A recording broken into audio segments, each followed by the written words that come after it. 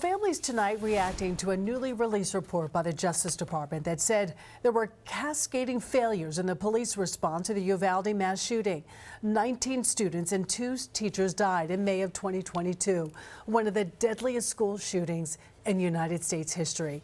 The nearly 600-page report details the abject failures from leadership to decision-making to police tactics and policy.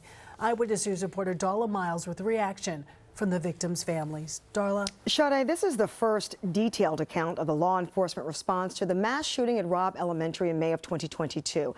This is a level of transparency that parents say they have long complained has not happened on a local level. For example, we're hearing that a request for an autopsy is the first time that some parents even found out their child had been killed.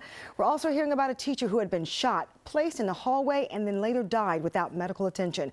Sade, Bill, it's just all bad.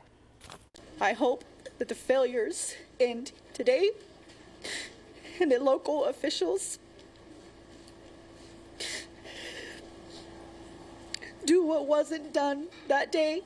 An investigation that took nearly 2 years and now documented in nearly 600 pages in a report by the Department of Justice only reaffirms the sinking feeling the families of the Uvalde mass shooting victims have known in their hearts all along. It's hard enough waking up every day and continuing to walk out on these streets and see a cop that you know was standing there while our babies were murdered and bleeding out. It's hard enough but this community doesn't care, and I hope this makes y'all.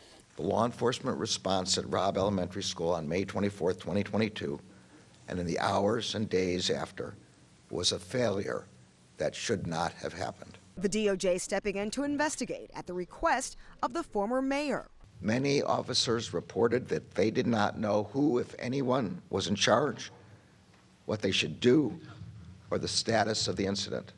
The word failure mentioned over and over again in the report, calling it an abject failure, cascading failures of leadership, a series of shortcomings and failures. Victims who had already passed away were taken to the hospital in ambulances, while children with bullet wounds were put on school buses without any medical attention. And the report describes the botched response continued with law enforcement giving out bad information to families. At 12:06 p.m., law enforcement posted on Facebook, reassuring parents that, quote, students and staff are safe in the buildings, close quote. That false reassurance was never corrected. Parents say it's still not over. We have nothing left but to fight for them. We are their voices now. Now, the Attorney General Merrick Garland recommended more than 200 changes after this report, and parents, they are still calling for the district attorney to file criminal charges against some of these officers. Wow.